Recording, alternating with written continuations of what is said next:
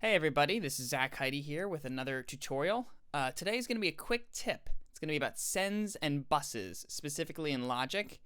I use Logic Pro 9, but this concept could apply for any digital audio workstation that you're working with, and is a great mixing tool.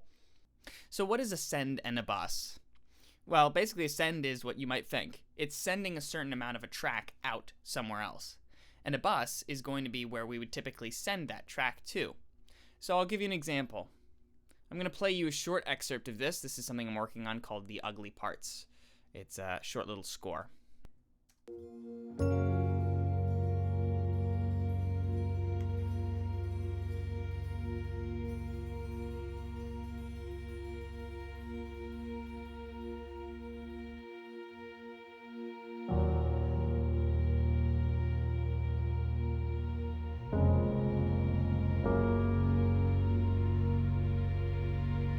That's a good enough sample.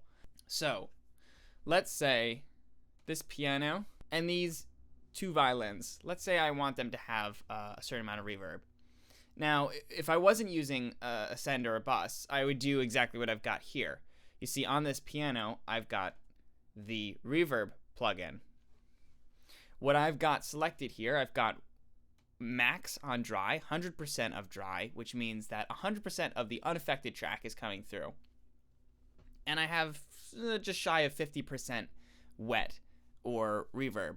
So the result we get, let me solo out the piano so you can sort of hear what that might sound like. Here it is with nothing, just dry. Okay, here's that same spot with 100% reverb.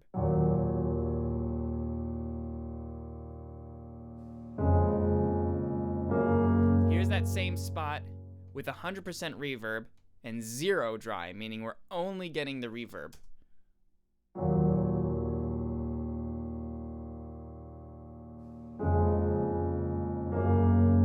So obviously within those parameters you have a lot of playroom, and you could adjust this to a point that you'd be comfortable with.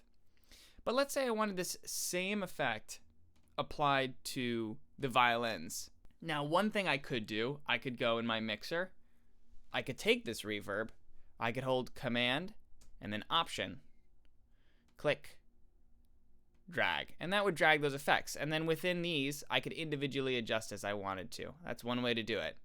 Now the problem is plugins take in a pretty significant amount of CPU and memory on your computer, especially if you have a lot of tracks. Right here I've got about 15 tracks. You can see I've already got a lot of plugins. So we want to come up with an effective way to be able to utilize certain plugins for multiple tracks.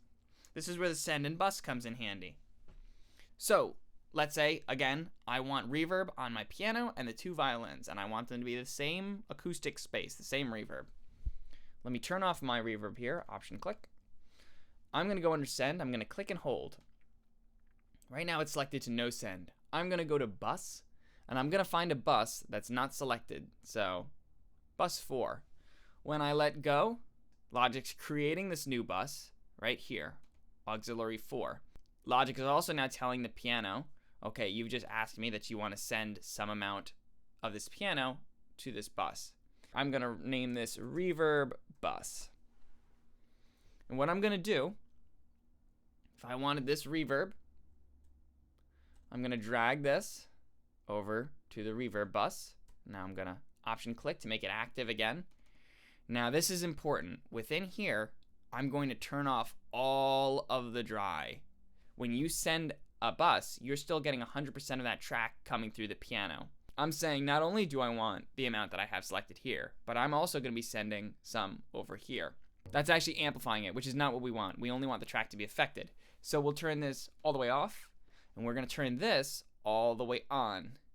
Now maybe you don't want this much reverb. That's not a problem. What you're going to be doing with the send is controlling how much reverb you want to be affected. So our send is almost serving, as we had it before, as us controlling the amount of wet. You want 100% wet on your bus. You control the amount through this, and I'll show you what I mean.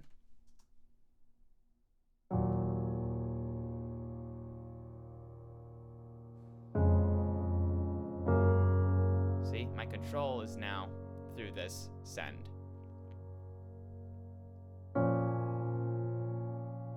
So now that we have it sent to a bus, all we have to do for our violins is add in a bus. You can even do this for multiple at once. Bus, reverb bus, and now control our send from here.